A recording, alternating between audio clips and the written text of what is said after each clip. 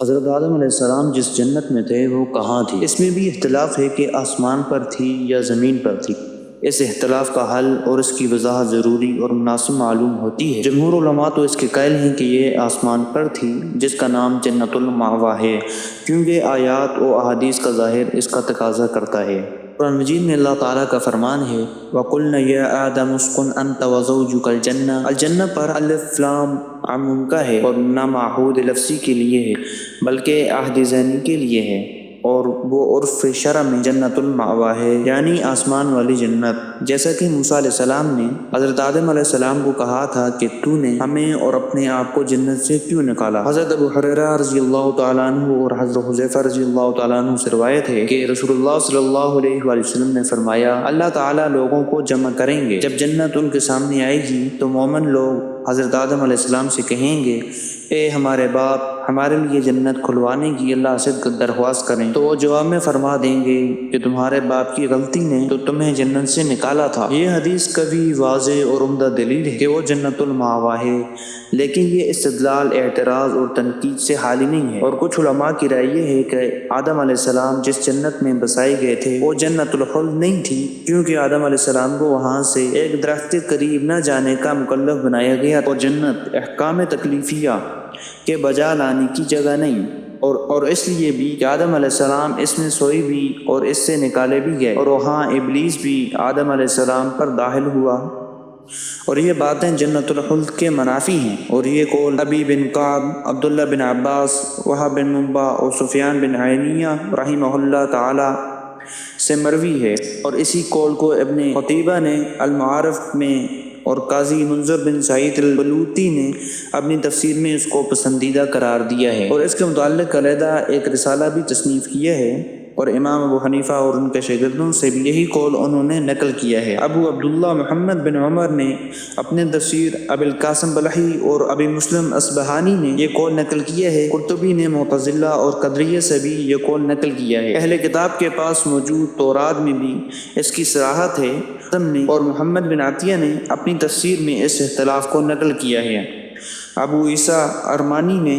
نقل کیا ہے اور پہلا قول جمہور کی طرف منسوب کیا۔ ابو القاسم راغب نے اپنی تفسیر میں کہا ہے کہ جس جنت میں آدم و حوا بسائے گئے اس کے متعلق دو قول ہیں، ایک تو یہ کہ وہ جنت الخلد تھی، دوسرا یہ کہ وہ ایک باغ تھا جس کو اللہ نے ان کے لیے تیار کیا تھا اور اس کو امتحان گاہ بنایا تھا، اور وہ جنت الخلد نہیں تھی جو حقیقت میں دار الجزا ہے اور امتحان گاہ نہیں ہے، اور جو لوگ دار الامتحان کے طور پر الگ ایک جنت کے قائل ہیں ان کا مزید آپس میں اختلاف ہے۔ کچھ کا خیال ہے وہ آسمان میں ایک باغ جنت تھی جس سے حضرت آدم و حوا کو اتارا گیا، یہ حسن کا قول ہے، اور بعض کا خیال یہ ہے کہ وہ جنت زمین پر تھی، کیونکہ اس میں آدم و حوا علیہ السلام سے امتحان لیا گیا کہ تم نے ایک درخت کا پھل نہیں کھانا، اور یہ ابن یحییٰ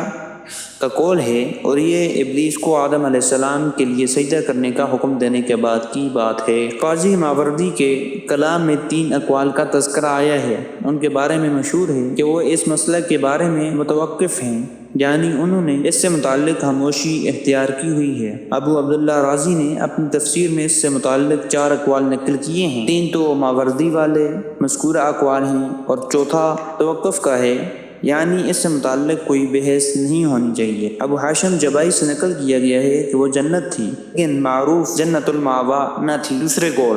یعنی وہ جنت زمین میں تھی والوں نے ایک سوال پیش کیا ہے جس کا جواب دینے کی ضرورت ہے۔ انہوں نے کہا ہے کہ ابلیس کو سجدہ کرنے سے انکار پر اللہ کی درگاہ سے دور کر دیا گیا اور وہاں سے نکلنے اور اترنے کا حکم ہوا۔ یہ حکم شرعی اور تکلیفی نہیں تھا جس کی مخالفت ممکن ہوتی، وہ تو اللہ کے ایک تقدیری اور کوئی اور انتظامی فیصلہ تھا جو کبھی ٹالا نہیں جا سکتا تھا۔ اسی وجہ سے اللہ تعالیٰ نے فرمایا یہاں سے ذلیل اور رسوا حالت میں نکل جا، اسی وجہ سے اللہ تعالیٰ نے فرمایا یہاں سے ذلیل اور رسوا حالت میں نکل جا۔ ایک جگہ فرمایا کہ اس سے اتر جا، تیرے لائق نہ تھا کہ تو یہاں تکبر کرتا۔ اور قرآن کے ظاہری الفاظ سے بھی پتہ چلتا ہے کہ ابلیس نے آدم کے دل میں وسوسہ ڈالا اور اس سے ان الفاظ سے مخاطب ہوا، کیا میں تیری رہنمائی ہمیشہ کے درخت اور ایسی بادشاہت کی طرف کروں جو کبھی ختم نہ ہوگی؟ اور اس نے کہا کہ تمہیں تمہارے رب نے اس رس سے صرف اس لیے روکا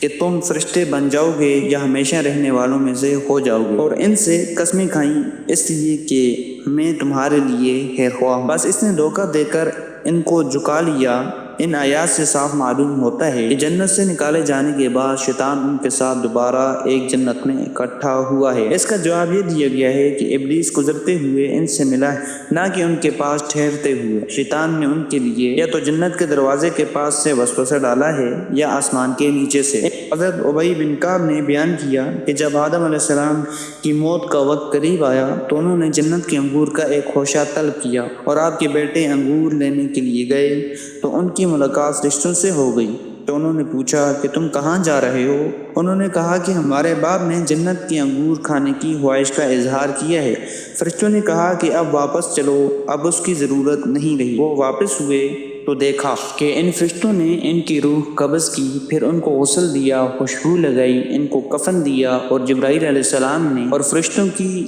ایک جماعت نے ان کی نماز جنازہ پڑھی اور ان کو دفن کیا اور کہا کہ تمہارے فوج دکان کو چھپانے کا یہی طریقہ ہے۔ اور یہی حدیث مکمل سند اور مکمل الفاظ کے ساتھ حضرت آدم کے وفات کے تذکرہ میں اور اس روایت سے اس طرح استدلال کیا ہے کہ آدم علیہ السلام نے جس جنت سے انگور کھانے کی خواہش کا اظہار کیا تھا وہاں پہنچنا ممکن نہ ہوتا تو بنی آدم اس کو حاصل کرنے کے لیے نہ جاتے۔ اس سے ثابت ہوا کہ وہ جنت زمین میں تھی نہ کہ آسمان میں۔ اور مزید انہوں نے یہ دلیل بھی دی کہ اس آیت اسکن انت وزوجک الجنہ میں یہ تو تسلیم شدہ بات ہے کہ الف لام عہد ذہنی کا ہے، کیونکہ اس سے پہلے کسی معہود کی طرف اشارہ نہیں ہے، اور اس سے مراد وہ جنت ہے جس پر سیاقی کلام دلالت کرتا ہے، کیونکہ یہ تو واضح ہے کہ آدم علیہ السلام زمین سے پیدا ہوئے، اور اس کی کوئی دلیل نہیں کہ آدم علیہ السلام کو پیدا کر کے آسمان کی طرف اٹھایا گیا ہو۔ اور یہ بھی معلوم ہے کہ آدم علیہ السلام زمین کے لیے پیدا ہوئے ہیں، اور اللہ تعالیٰ نے اسی بات کی اطلاع دیتے ہوئے فرمایا انی جاعل فی الارض خلیفہ، میں زمین میں خلیفہ بنانے والا ہوں۔ انہوں نے اس کی مثال بھی پیش کی ہے کہ اللہ تعالیٰ نے فرمایا انا بلوناہم کما بلونا اصحاب الجنۃ، آیت میں بھی الجنہ کا الف لام عموم کے لیے نہیں ہے اور کسی معہود لفظی کا بھی ذکر نہیں ہوا، اس لیے معہود ذہنی مراد ہوگا جس پر سیاقی کلام دلالت کرتا ہے، اور وہ باغ ہے۔ اسی طرح انہوں نے کہا کہ حبوط اترنا صرف آسمان سے اترنے پر دلالت نہیں کرتا بلکہ اس کے علاوہ بھی استعمال ہوتا ہے۔ انہوں نے کہا کہ اصل صورتحال یہی ہے، اور ایسا کہنے میں کوئی مذائقہ نہیں ہے کہ جس جنت میں آدم علیہ السلام کو آباد کیا گیا وہ زمین کے باقی علاقوں سے بلند اور شاداب پہاڑی تھی۔ اس میں ہر طرح کے پھل، درخت، سائے، نعمتیں، تازگی اور سرور تھا، جیسا کہ اللہ تعالیٰ نے اس کے متعلق فرمایا بے شک تجھے اس میں بھوک نہیں لگے گی اور تو ننگا نہیں ہوگا، یعنی تیرا باطن بھوک کے ساتھ اور تیرا ظاہر ننگا ہونے کے ساتھ ذلیل نہیں ہوگا۔ سورہ طٰہٰ میں اللہ تعالیٰ نے فرمایا اور بے شک تجھے اس میں پیاس نہیں لگے گی اور نہ تجھے دھوپ لگے گی، یعنی باطنی طور پر تجھے پیاس کی گرمی اور ظاہری طور پر سورج کی گرمی کا احساس نہ ہوگا۔ یہ دو چیزیں اکٹھی اس لیے ذکر کی کیونکہ ان کا آپس میں گہرا تعلق اور ربط ہے۔ پھر جب حضرت آدم علیہ السلام نے ممنوع درخت سے کھا لیا تو ان کو ایک ایسی زمین میں اتارا گیا جس میں محرومی، محنت، مشقت، سختی، امتحان اور آزمائش ہے، اور اس میں رہنے والوں کا آپس میں دین و مذہب، اخلاق، عادات اور معاشیات، اقوال و افعال کے لحاظ سے اختلاف ہے، جو کہ ایک سخت امتحان کی ایک شکل ہے، جیسے کہ اللہ کا فرمان ہے اور تمہارے لیے زمین میں ٹھہرنے کی جگہ ہے اور ایک وقت متعین تک اس سے فائدہ اٹھانا ہے۔ اس سے بھی لازم نہیں آتا کہ وہ آسمان میں تھے، اور اسی اندازہ سے اللہ تعالیٰ نے ایک دوسری جگہ ارشاد فرمایا اور اس کے بعد ہم نے بنی اسرائیل کو کہا کہ تم زمین میں سکونت اختیار کرو، پھر جب آخرت کا وعدہ آ جائے گا تو ہم تم سب کو اکٹھا کر کے لے آئیں گے۔ یہ بات بڑی واضح ہے کہ وہ زمین پر تھے، آسمان میں نہیں تھے۔ زمین میں سکونت اختیار کرنے کا حکم سے یہ لازم نہیں آتا کہ وہ پہلے زمین پر نہ تھے۔ مذکورہ نظریہ کے حامل علماء کی رائے ان لوگوں کی تائید نہیں کرتی جو جنت اور جہنم کے آج موجود ہونے کے انکاری ہیں، اور نہ ہی ان کے نظریے سے جہنم و جنت کے وجود کا انکار لازم آتا ہے۔ اور جن علماء سلف اور حلف سے آدم علیہ السلام والی جنت کی زمین میں ہونے کی بات نقل کی جاتی ہے وہ سب کے سب جنت اور جہنم کے وجود کے قائل ہیں۔ قرآنی آیات اور صحیح احادیث بھی اسی پر دلالت کرتی ہیں، اور اللہ تعالیٰ کا فرمان ہے فَأَزَلَّهُمَا الشَّيْطَانُ عَنْهَا، سے مراد یہ ہے کہ شیطان نے ان کو جنت سے بہکا دیا اور ان کی نعمتوں اور خوشی سے نکال کر مشقت، تھکاوٹ اور محنت کی طرف دھکیل دیا۔ اس شیطان نے ان کے دل میں وسوسہ ڈالا اور اللہ کی نافرمانی کو ان کے لیے خوبصورت کر کے پیش کیا، جیسا کہ سورہ اعراف میں ہے۔ اس کا مطلب یہ ہے کہ شیطان نے حضرت آدم علیہ السلام اور حوا علیہ السلام سے کہا کہ اللہ نے تم کو اس درخت کا پھل کھانے سے صرف اس لیے منع کیا ہے کہ اس کا پھل کھانے سے تم فرشتے بن جاؤ گے یا ہمیشہ اس میں رہو گے،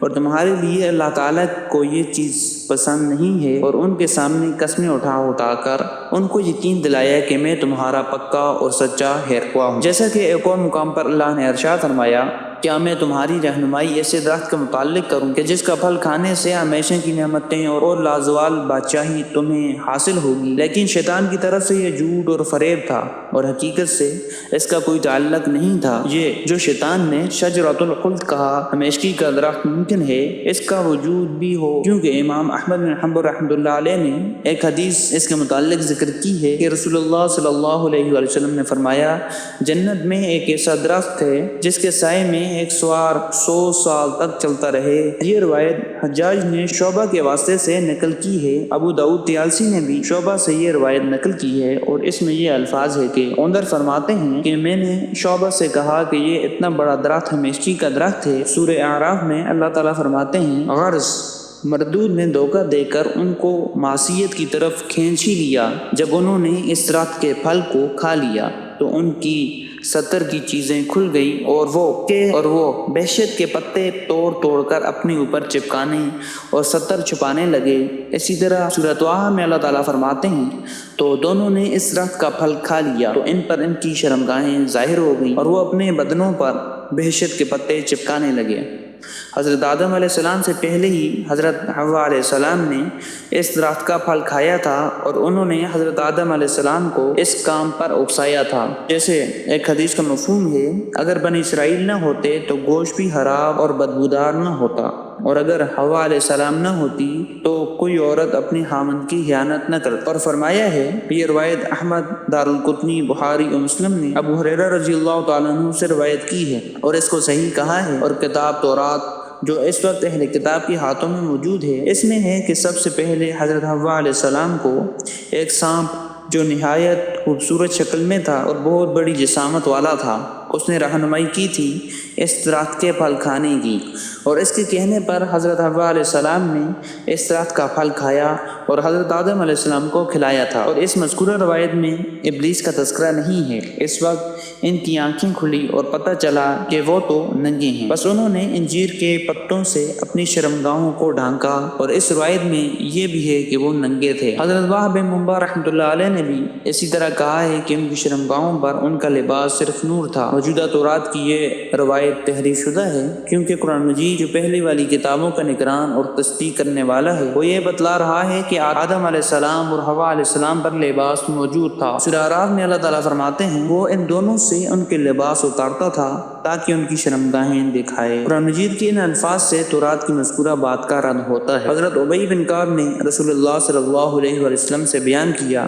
کہ آپ نے فرمایا اللہ تعالیٰ نے آدم علیہ السلام کو پیدا کیا، وہ لمبے قد والے تھے، تنے بالوں والے تھے، گویا کہ وہ کھجور کا لمبا درخت ہے۔ جب انہوں نے ممنوع درخت کا پھل کھا لیا تو ان کا لباس ان سے اتر گیا۔ سب سے پہلے ان کی شرمگاہ ان کے لیے ظاہر ہوئی۔ جب ان کی نظر اپنی شرمگاہ پر پڑی تو وہ جنت میں بھاگنے لگے۔ ایک درخت نے ان کو پکڑ کر کھینچ لیا۔ اللہ تعالیٰ نے آواز دی اے آدم مجھ سے بھاگتے ہو؟ آدم علیہ السلام نے اللہ تعالیٰ کی آواز سنی تو کہا کہ اے اللہ میں تجھ سے نہیں بھاگ سکتا، یہ سب کچھ تجھ سے شرم و حیا کی وجہ سے ہوا ہے۔ حضرت ابن عباس رضی اللہ تعالیٰ عنہ سے مروی ہے کہ جنت کے وہ پتے جن سے آدم علیہ السلام اور حوا علیہ السلام نے اپنے 70 کو چھپایا تھا وہ انجیر کے درخت تھے۔ اس حدیث کی سند حضرت ابن عباس رضی اللہ تعالیٰ عنہ تک صحیح ہے، اور معلوم ہوتا ہے کہ یہ بات انہوں نے اہل کتاب سے حاصل کی ہے۔ آیت کے الفاظ عام ہیں،